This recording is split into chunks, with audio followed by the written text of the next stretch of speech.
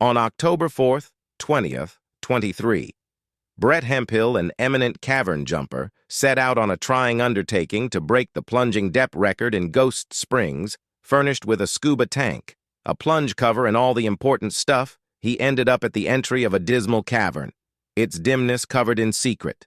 The main wellspring of light radiated from his headlamp, uncovering a foreboding sign, highlighting a threatening messenger of death, with a distinct advance notice.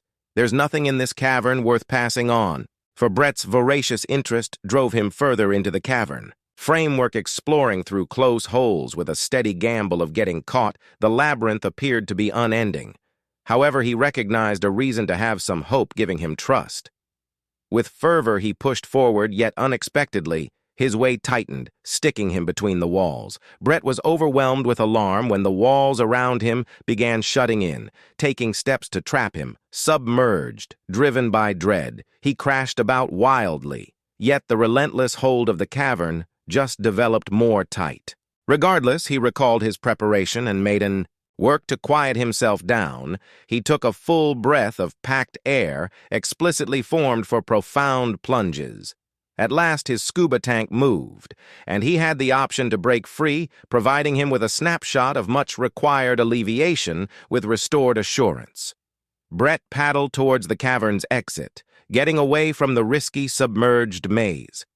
The experience left an indelible imprint, a demonstration of the risks of cavern jumping after the pressure and dread had died down.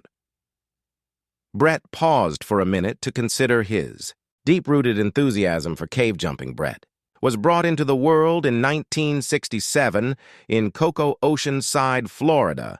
His initial encounters of moving to various conditions filled his longing to investigate the normal world.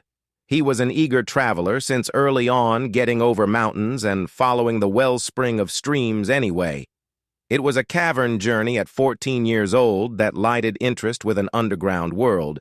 Brett, joined by two guides, went on a cave trip during his childhood. While others were resting, they coincidentally found a neglected segment of the cavern, the energy of being the initial ones to find this secret domain significantly affected Brett, molding his way of living. Brett's excursion into cave plunging began in Michigan, where he got his scuba jumping certificate. This certificate permitted him to investigate the untold potential outcomes of cavern jumping anyway. He, before long, understood that conventional scuba tank setups weren't reasonable for exploring through close cavern entries to conquer this impediment. He enhanced and made a novel side-mount framework known as the Armadillo. This new variation permitted jumpers to explore through limited holes with a decreased gamble of entanglement. Brett's obligation to somewhere safe depended on how he might interpret the dangers implied in cavern plunging, the global diary of sea-going exploration and training reports, that on typical 10 cavern jumpers lose their lives consistently, featuring the significance of cautious arranging. Brett's very much arranged. Plunges include the utilization of the standard of thirds, non-stop rules, and decompression stops, which were fundamental for his well-being. Past the impending risks of getting caught, cave jumpers confronted physiological difficulties, including nitrogen narcosis and high-strain anxious condition. Brett, who has over 30 years of involvement, completely plan each part of his plunges by guaranteeing exact gas combinations and top-quality gear. Brett was focused on something beyond his own investigation. He proceeded to lay out the KSTD Submerged Research Group with an objective of safeguarding vehicle springs with the assistance of logical exploration and documentation. Brett accepted that by understanding the wellspring of water, individuals would be propelled to ration it. This was one of the fundamental inspirations driving his trying undertakings. Brett's last jump expected to break records as well as roused others to appreciate and defend the secret wonders. Underneath the Earth's surface, his unfavorable death fills in as a powerful sign of the perils intrinsic in investigating unfamiliar profundities, a demonstration of resolute soul of investigation characterized Brett Hamill's life in 2008. Brett and his group KST Vehicle, Frameworks and Innovation Submerged Research, achieved an earth-shattering feat by breaking the U.S. submerged cave record. They arrived at a profundity of 407 ft in the cavern framework, known as Weeki Wachee Springs in Florida. This campaign not just denoted a critical accomplishment for the group, yet in addition laid out Wachee Springs as the most profound, normally shaped submerged spring in America. Brett and his group at KSTD broke their own record 5 years after their underlying accomplishment in a dazzling cavern framework called Ghost Springs, situated in Texas. Their investigation drove them to a mind-boggling profundity of 465 ft and 8,000 ft back into the cavern. Anyway, the group had to end their advancement when Andrew Pitkin's Magna bike, utilized for jumping, collapsed. This constrained the group to turn around. The huge room they found during this plunge was named Magnus Corridor in October 2014.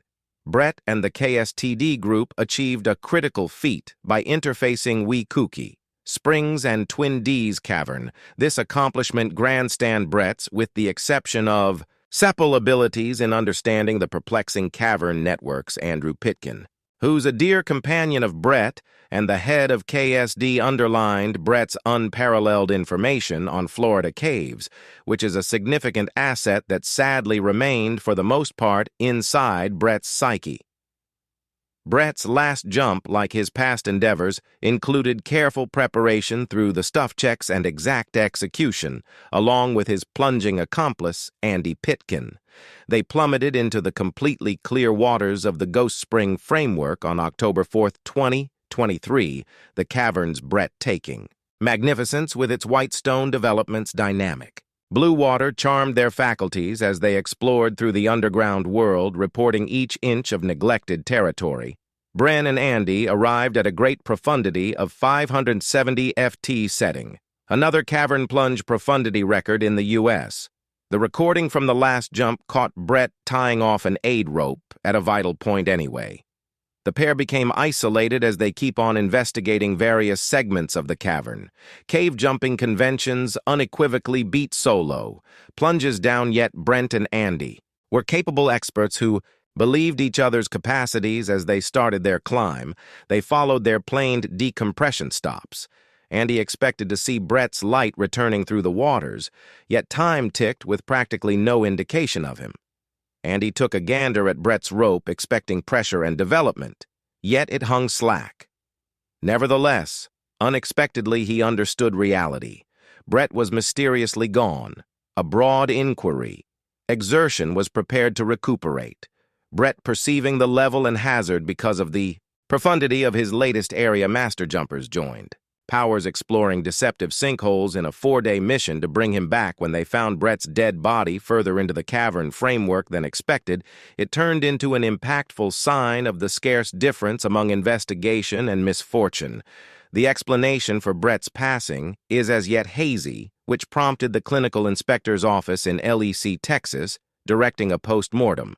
The consequences of the dissection are yet to be uncovered, considering Brett's capability in the field. The possible reasons for his demise might incorporate gear glitch, mistaken gas blends, or separation from the aid robe during investigation.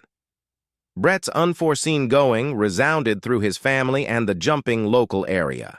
Past his commitments to buckle investigation, Brett was known for his affection for music, playing in cover groups for nearby shows and noble cause occasions. His normal, everyday employment included cleaning building windows in the Tampa Sound region, exhibiting his multi-layered nature in the fallout of Brett's grievous destruction.